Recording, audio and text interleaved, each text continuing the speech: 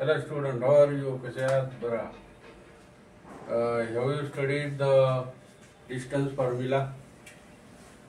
The find the points are collinear. हे points collinear आहे की नाही? कोणता formula? x2 - x1 bracket square plus y2 - y1. आता x1 y1 x2 y2 x3 y3 नाही घ्यायचा. मग त्याच्यात तीन पॉइंट आले, तीन तुम्हाला पी आणि क्यू आणि आर आहेत पॉइंट, तर त्याच्यात ते बदलतील नाही का? पण फॉर्म्युला एक आहे, √x2 - x1 bracket square plus y2 - y1 bracket square. मग सोल्युशन आपण करायचं. PQ = 6 - 3 bracket square. हे बघा 6 - 3 ब्रॅकेट स्क्वेअर प्लस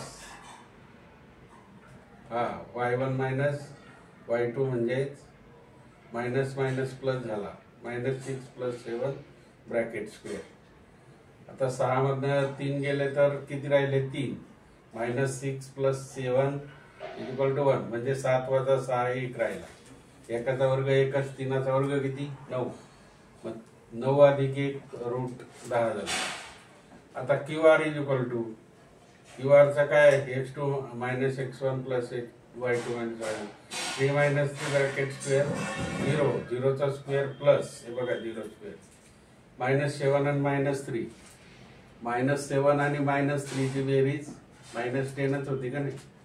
-2 - 1 -3 -5 -3 -8 म्हणजे मायनस मायनसची बेरीज ऍडिशन मायनसच होणार.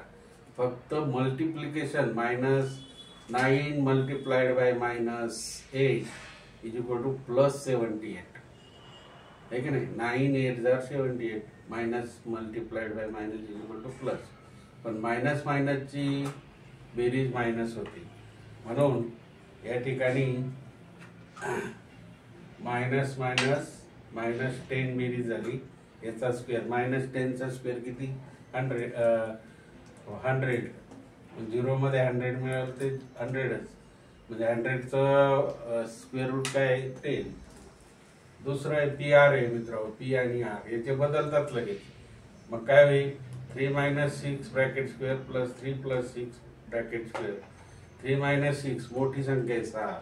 6 - 3 म्हणजे 3, पण उत्तराला चिन्ह कोणतं येईल? मायनस येईल. -3 -3 चा ब्रॅकेट स्क्वेअर प्लसच होईल 9. -2 चा ब्रॅकेट स्क्वेअर प्लसच होतो 4 आहे का नाही? मग याचा 9 होईल आणि याचा 81 होईल. 9 चा ब्रॅकेट स्क्वेअर 81. 81 + 9 = 90. मग काय होईल? Hence points are not collinear, कारण हे सगळं कसं आलंय? वेगवेगळं आलंय. दॅट इज वाय 3 मार्काचा प्रश्न आहे मित्रांनो. फाइंड द सेंट्रॉइड, हा पण 3 मार्काचा. फाइंड द सेंट्रॉइड 3 देतात.